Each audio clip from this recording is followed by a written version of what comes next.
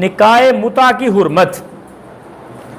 متع کا لفظی ترجمہ ہے فائدہ حاصل کرنا، اور اصطلاحی مطلب یہ نکاح متع کا کہ اس طریقے سے کسی عورت کے ساتھ نکاح کا عقد کرنا کہ میں اتنے وقت کے لیے تمہارے ساتھ شادی کر رہا ہوں، اتنے حق مہر کے عوض، اتنے پیسوں کے عوض۔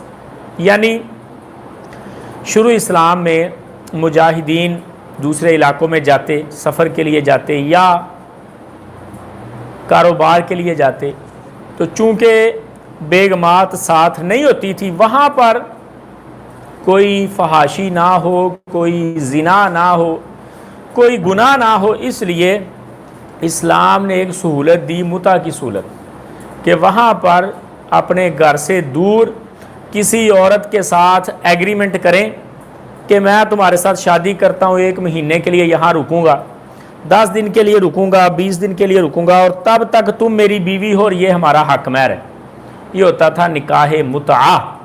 شروع اسلام میں اس کی اجازت تھی، لیکن بعد میں نبی علیہ السلام نے اس کو حرام قرار دے دیا، اور یہ نکاح نہیں ہے، اب یہ زنا ہے۔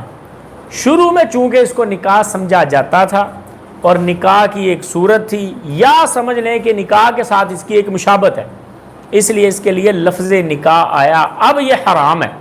اور اس مسئلے میں 1121 نمبر روایت امام ترمذی رحمہ اللہ لے کے آئے کہ حدثنا ابن ابی عمر قال حدثنا سفیان عن الزہری عن عبد اللہ والحسن ابن محمد ابن علی عن ابیہما عن علی ابن ابی طالب۔ سیدنا علی بن ابی طالب رضی اللہ تعالی عنہ فرماتے ہیں کہ ان النبی، اللہ کے نبی نے نہا منع کیا ان متعۃ النساء، عورتوں کے ساتھ متع کرنے سے۔ کون بیان کر رہے ہیں؟ سیدنا علی رضی اللہ تعالیٰ، حیدر کرار، اور حیدر کرار کہہ رہے ہیں کہ اللہ کے نبی نے یہ فرمایا اور اللہ کے نبی نے منع کیا کہ عورتوں کے ساتھ متع کیا جائے۔ وَعَنْ لُحُومِ الْحُمُرِ الْأَهْلِيَّةِ، اور گھریلو گدے کے گوشت کھانے سے بھی منع کیا ہے زمانہ خیبر، خیبر کے موقع پر۔ جنگ خیبر کے موقع پر حضور صلی اللہ علیہ وسلم نے 2 چیزوں کو حرام قرار دیا جو پہلے چل رہی تھی اسلام کے اندر۔ کون سی 2 چیزیں؟ گھریلو گدے کا گوشت کھانا اور عورتوں کے ساتھ متع کرنا۔ گھریلو گدے کا مطلب یہ، جنگلی گدھا اور گھریلو گدھا 2 الگ الگ اصطلاحات ہیں۔ جنگلی گدھا کہتے ہیں زیبرے کو، گھریلو گدھا جو ہمارے ہاں عام گدھے پائے جاتے ہیں، ان کے گوشت کو حرام قرار دے دیا۔ اب پہلی بات یہاں یہ ہے کہ سیدنا علی رضی اللہ تعالی عنہ کو ماننے کا دعویٰ کرنے والے حضرت علی کی نہیں مانتے۔ ہمارا یہ کلیم ہے کہ یہ جو دعویٰ کرتے ہیں نا ہم علی کو مانتے ہیں، حقیقت میں یہ علی کو نہیں مانتے اور نہ ہی علی کی مانتے۔ علی کو وہی مانتے ہیں جو علی کی مانتے ہیں، اور علی کی بات رضی اللہ عنہ کی یہ ہے کہ اللہ کے نبی نے متع سے بھی منع کر دیا، گھریلو گدوں کے گوشت سے بھی منع کر دیا۔ اور صرف یہ روایت نہیں، ہر جگہ پہ حضرت علی کی روایات کو نکال لو اور دیکھ لو کہ علی کی روایات کو کون مانتا ہے۔ حضرت علی رضی اللہ تعالیٰ عنہ نے اپنے صحابی کو، اپنے ایک بندے کو روانہ کیا اور اس کو فرما رہے میں تجھے اس کام کے لیے روانہ کر رہا ہوں جس کام کے لیے مجھے اللہ کے نبی نے روانہ کیا تھا، اس کام کو حقیر نہ جاننا۔ اور فرمانے لگے وہ کام یہ ہے کہ جہاں بھی پکی قبر دیکھو اسے گرا دینا، برابر کر دینا، کچی کر دینا، اور جہاں بھی بت دیکھو اسے توڑ دینا۔ یہ علی کی دعوت ہے رضی اللہ عنہ۔ اور یہاں حضرت علی کہہ رہے ہیں کہ متع بھی حرام ہے، گھریلو گدوں کا گوشت بھی حرام ہے، لیکن شیعہ دعویٰ تو کرتے ہیں ہم حضرت علی کی مانتے ہیں اور حضرت علی کو مانتے ہیں، لیکن آج بھی کراچی میں متع سینٹر کھلے ہوئے ہیں شیعہ مدارس کے ساتھ، اور دوسری بات یہ کہ خیبر کے موقع پہ دو چیزیں حرام ہوئیں، ایک متع اور دوسرا گھریلو گدوں کا گوشت۔ اب متع کرنے والے دوسرا کام کیوں نہیں کرتے؟ گھریلو گدے کا گوشت بھی کھائیں، پھر اکٹھی دونوں چیزیں حرام ہوئی ہیں نا، ایک کو آپ مانتے ایک کو نہیں مانتے۔ اللہ رب العزت نے گدے کے گوشت کو اور متے کو ویسے ہی حرام قرار دیا جیسے شروع اسلام میں شراب پینا جائز تھا اور بعد میں حرام ہو گیا، یعنی منسوخ ہو گیا۔ اور نسخ کا حکم بھی وہی ہوتا ہے جو کسی عام حرمت والے کام کا حکم ہوتا ہے۔ اور اس مسئلے میں ابو ہریرہ رضی اللہ عنہ کی بھی روایت موجود ہے۔ امام ترمذی کہتے ہیں حضرت علی رضی اللہ عنہ کی روایت حسن صحیح ہے اور اسی پر اہل علم کا عمل ہے، اللہ کے نبی کے صحاب میں سے اور تابعین میں سے بھی، اور ابن عباس سے متع کی رخصت کے بارے میں بھی کچھ روایات آئی ہیں، لیکن عبداللہ ابن عباس نے بعد میں رجوع کر لیا تھا جب انہیں پتا چلا کہ اللہ کے نبی نے اس اجازت کو ختم کر دیا۔ جو لوگ متع کے قائل ہیں وہ بسا اوقات دلیل دینے کی کوشش کرتے ہیں، کہتے ہیں سنیوں کی کتابوں سے ہم ثابت کریں گے، اور دلیل کے طور پہ عبداللہ ابن عباس کی کچھ روایات پیش کرتے ہیں۔ اور اللہ کے بندو، عبداللہ ابن عباس نے یہ موقف تب تک اپنایا تھا جب انہیں پتہ نہیں تھا۔ جب عبداللہ ابن عباس کو پتہ چل گیا کہ اللہ کے نبی نے متع کو حرام قرار دے دیا، اور یہ روایت بخاری مسلم کی روایت ہے، عبداللہ ابن عباس کو جب پتہ چلا تو انہوں نے رجوع کر لیا تھا اپنے موقف سے۔ لہذا کوئی بھی ایسا نکاح جو مقرر مدت کے لیے ہو، جو ہمیشہ رہنے کی نیت کے ساتھ نہ ہو، چاہے ایک رات کے لیے، ایک مہینے کے لیے یا ایک سال کے لیے ہو، عارضی نکاح ہمارے نزدیک وہ حرام ہے، چاہے وہ متع ہو، چاہے وہ حلالہ ہو، چاہے وہ نکاح مسیار ہو۔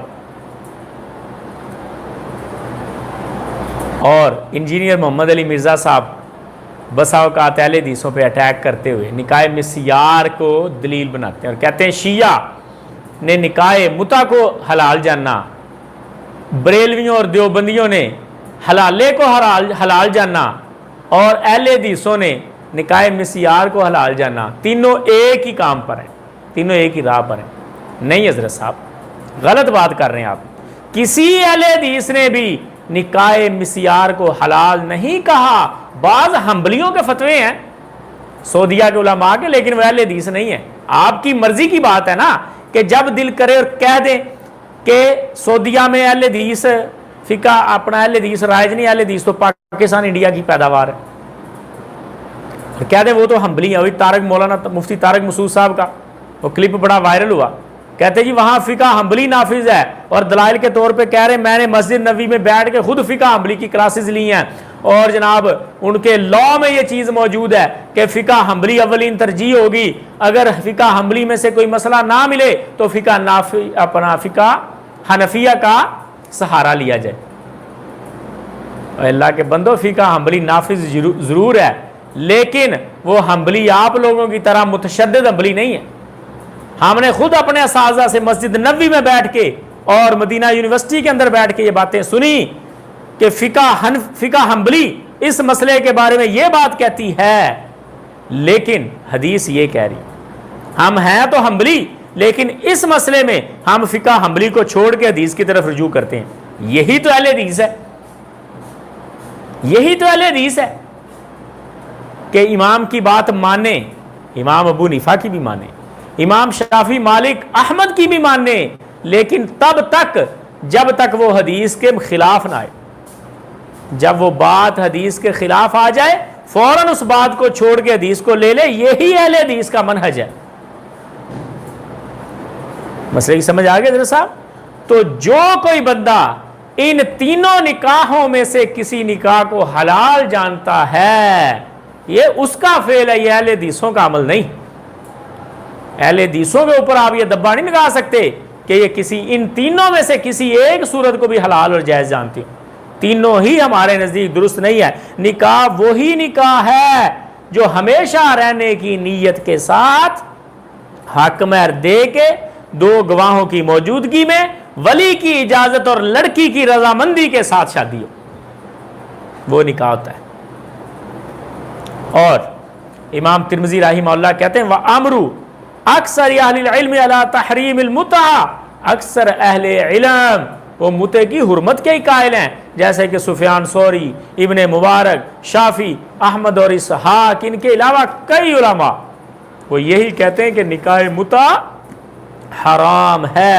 اور آگے 1122 نمبر روایت امام صاحب لے کے آئے جامع ترمذی میں کہ حدثنا محمود بن غیلان قال حدثنا سفیان بن عقبہ اخو قبیصہ بن عقبہ قال حدثنا سفیان الثوری عن موسیٰ بن عبیدہ عن محمد بن کعب عن ابن عباس قال، عبداللہ ابن عباس کہتے ہیں کہ انما كانت المتعة فی اول الاسلام، شروع اسلام میں متع کی اجازت تھی۔ کان الرجل یقدم البلدۃ لیس لہ بها معرفۃ، بندہ کسی نئے علاقے میں جاتا جہاں جان پہچان نہ ہوتی، جہاں اس کی بیوی نہ ہوتی، پاس لونڈی نہ ہوتی، تو وہاں پر فیتزوج المرأة، وہ عورت کے ساتھ شادی کرتا، بقدر ما یرا، اس اندازے کے ساتھ جو اس کا خیال ہوتا، انہ یقیم، کہ وہاں ٹھہرے گا، فتحفظ لہ متاعہ، تاکہ وہ اس کے ساز و سامان کی حفاظت کرے۔ کسی عورت کے ساتھ شادی کر دیتا، اس کے گھر میں اپنا ساز و سامان رکھ لیتا، آنا جانا اس کے گھر میں ہوتا، کھانا شانا ادھر سے کھاتا، اپنے باقی معاملات بھی سارے کرتا۔ وَتُصْلِحُ لَهُ شَيْءُ، اور وہ اس کے باقی معاملات بھی درست رکھتی، حتی اذا نزلت الآیہ، اور پھر یہ آیت نازل ہو گئی، الا علی ازواجہم او ما ملکت ایمانہم، صرف اپنی بیویوں کے ساتھ ہم بستری کر سکتے ہو یا اپنی لونڈیوں کے ساتھ کر سکتے ہو۔ سورۃ المومنون میں ابن عباس کہتے ہیں فَكُلُّ فَرْجٍ سِوَا هَذَيْنِ فَهُوَ حرام، ان دونوں کے علاوہ ہر قسم کی شرمگاہ آپ کے لیے اب حرام ہو گئی۔ کون بیان کر رہا ہے؟ عبداللہ ابن عباس، جن کے بارے میں یہ کہا جاتا ہے کہ عبداللہ ابن عباس متع کے قائل تھے۔ امام ترمذی رحمہ اللہ نے پہلے نچوڑ نکال دیا کہ عبداللہ ابن عباس پہلے سمجھتے تھے کہ یہ ہے، لیکن جب انہیں پتا چلا ناسخ روایات کا، عبداللہ ابن عباس نے اپنے موقف سے رجوع کر لیا، اور یہ دلیل ہے کہ عبداللہ ابن عباس نے رجوع کر لیا تھا۔ اور وہ کہتے ہیں اللہ رب العزت کے اس فرمان کے بعد کوئی بھی شرمگاہ جو آپ استعمال کریں، سوائے آپ کی بیوی اور سوائے آپ کی لونڈی، ان دونوں کے علاوہ حلالے کے ذریعے ہو، متع کے ذریعے ہو، نکاح مسیار کے ذریعے ہو، یا کوئی بھی حرام طریقے سے ہو، وہ آپ کے لیے حرام ہی ہے۔ سمجھ میں آ گیا مسئلہ حضرت صاحب؟ یہ متع کا حکم ہے۔